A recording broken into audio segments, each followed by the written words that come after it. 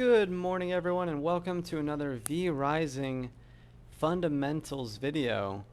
This is the fundamentals of the end game meta. So this is a big spoiler, but this is the end of your PvP, hardcore PvP life cycle when you will be locking down the server, trying to siege and counter siege. So to start with, what we have is you're going to want to be protecting your keep, of course. But you're going to be wanting to first gather the 3 unique soul shards that are on the map. So you're going to want the Behemoth soul shard, which obviously we have, so every player on the map can see that we have it in our castle. You're going to want the soul shard of Solaris, which you would also want in your castle, and the soul shard of the Winged Horror. Now keep in mind, when you get these soul shards from the bosses, you cannot mount, use vampire powers, and you're slow and take more damage. So you're gonna have to basically, especially with my keep up here in T3, you would have to walk very slowly across the entire map on foot, while hopefully your clanmates protect you, as other players can see these soul shards moving on the map once they've built their Eye of Twilight. So you would want to have 3 of these pylons, 1 with each soul shard, and then you and your clanmates would use them, so you would have all 3 buffs right here from the soul shards, which are going to vastly help you and your clan hold off sieges and push through sieges. But now to really get into the true endgame meta, right, of how to defend yourself from a siege. So before in my other video we showed the strategic locations of castles. I'm mostly going to be talking about 1 or 2 locations right now. So what we're going to want to do here is we're going to want to take a look at this, right? This is going to be the spot where it's all going down. Your T3 main clan zones are going to be here, here, here, and here. But in order to really pull this up, let's snip, and then we'll draw a little bit on the snip. Stay with me. We're snipping. Alright, so fundamentally speaking, you are going to want to defend your vampire lockboxes, of which you will have 4 in a clan of 4, which gives you a lot of space of things that cannot be looted on a PvP server. And so just to really dive in, what you're going to want to do is you're going to want to have your first keep right here, and you're going to want to build multiple lanes of defense, multiple walls coming in. And then you're going to want to have your defenders, your servants, right, who are going to be level 81 with the best gear in the game. They're all going to be T3, and each player is going to have 9, right? So let's just draw a couple X's, and imagine this is 9 servants. Now, your second clan member is going to have their castle heart somewhere like right here, okay? And so what they're going to do is then they're going to have some walls, something like let's say this. Let's say this, let's say this, and then they're going to have windows right here for their monsters to shoot through, and they're going to want to have all of their servants like here, and here, and here, and here, etc. times 9. So now we have 18 servants that are blocking a siege golem from getting into the main part of your keep. Now, moving forward, you're going to have your third player place their clan heart here, and they're going to have similarly some walls like this, and maybe blocking these chokes right here, you know, double door chokes.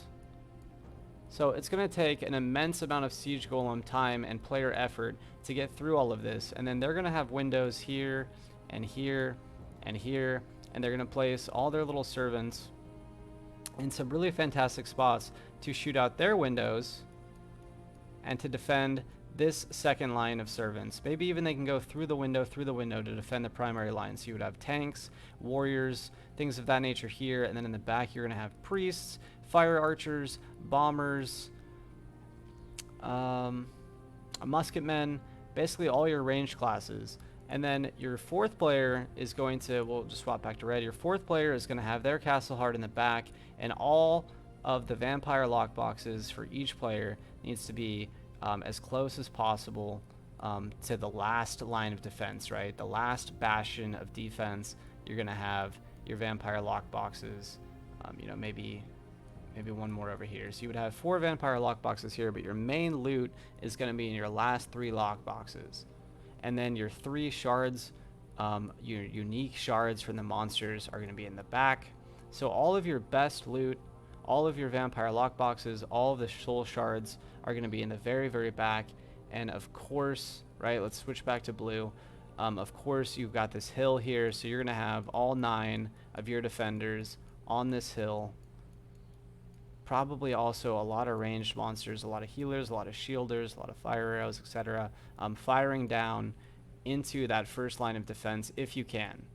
So overall, you're going to have 36 servants on the official server, and that's just, they're all going to be level 81 in the best T3 gear in the game, and they're all going to be very strong T3 Silverlight monsters, which you find mostly in Brighthaven and wandering along the roads. Of course, maybe you could find another monster somewhere else who's kind of some sort of unique, but for the most part, the T3 monsters here are going to be stunning, shielding, healing, dealing immense damage. And so the best part about this location, the real meta strategy of having your castle here, is that when you die as a defender, you're here, right? You're inside your castle, you're right back in the action. 2 seconds, you're back. You've got your 100% bloods from servants and cages that you can drink. You'll just be at maximum strength. When one of your attackers die, they're going to spawn back here in T3. And if you haven't done this yet, they're going to have to walk down this road in wolf form, or maybe they leave horses here if they're really smart, right? They're preparing for the siege. They have a bunch of horses. Anyway, they're going down this road, and you know what's on this road, guys? Death. Death and destruction. You've got tons of T3 monsters here, here, here, here, here. They're all patrolling along this road, and then right here at the mine, you've got a bunch of T3 monsters. And so these players are going to be injured, they're going to be losing blood, they're going to be weak by the time they get back to the siege. And the best part about this is that time has passed, right? They only have a certain amount of time to siege you, and so the longer you hold them off, the better. And so this is your meta end game strategy, is having 4 castles all together with all 36 servants going through multiple lanes of defense and choke points, and it's going to make it very hard to siege you even if you're not online. But keep in mind, it does tell you in world chat if a golem is placed, if a siege golem is placed, so then you know to teleport back to your castle to prepare those defenses. And so this is really the end game meta strategy of stopping yourself from being sieged. And of course it's going to work the same for every area. You would just have, you know, preferably farther back lanes of defense. This, I think, is the best spot in the game. You also have access to the T3 Brighthaven and the T3 Sacred Silver Mine, and it's just an incredibly strong spot. Cursed Forest Cave Passage will take you here, so you can bring resources home very quickly. Another really good spot is going to be this one, because you have, again, multiple choke points, multiple lanes of defense, and hills where all your servants will be shooting down. And so this is really the very, very end game, the fundamentals of being able to stop yourself from being sieged. And a really good way to gear out your servants, right, is going to be using this castle throne, and you will be commanding your servants to go to, most likely, only the T3 spots in the game. So they'll be going to use silver and sulfur and general loot, and, you know, silver and schematics, golden jewelry, cloth, imperial threads, and then silkworms, and probably the Highland Lotus, and then maybe morning lilies. So you will be sending these 36 servants out on 23-hour missions, and they're going to bring you back an immense amount of loot. They bring back a ton of loot, guys. So the end game is going to be having your servants or yourself farm for you in order to build those level 81 gear sets. And you're going to be able to give all this loot, including weapons, to your servants, so they will also be level 81. So that is the end of the fundamentals of counter-sieging, of playing endgame, of gathering the unique soul shards and taking over the server. Hopefully you guys have a great time here at launch, and you're rushing these 3 or 4 fantastic castle locations, and I will see you on the battlefield.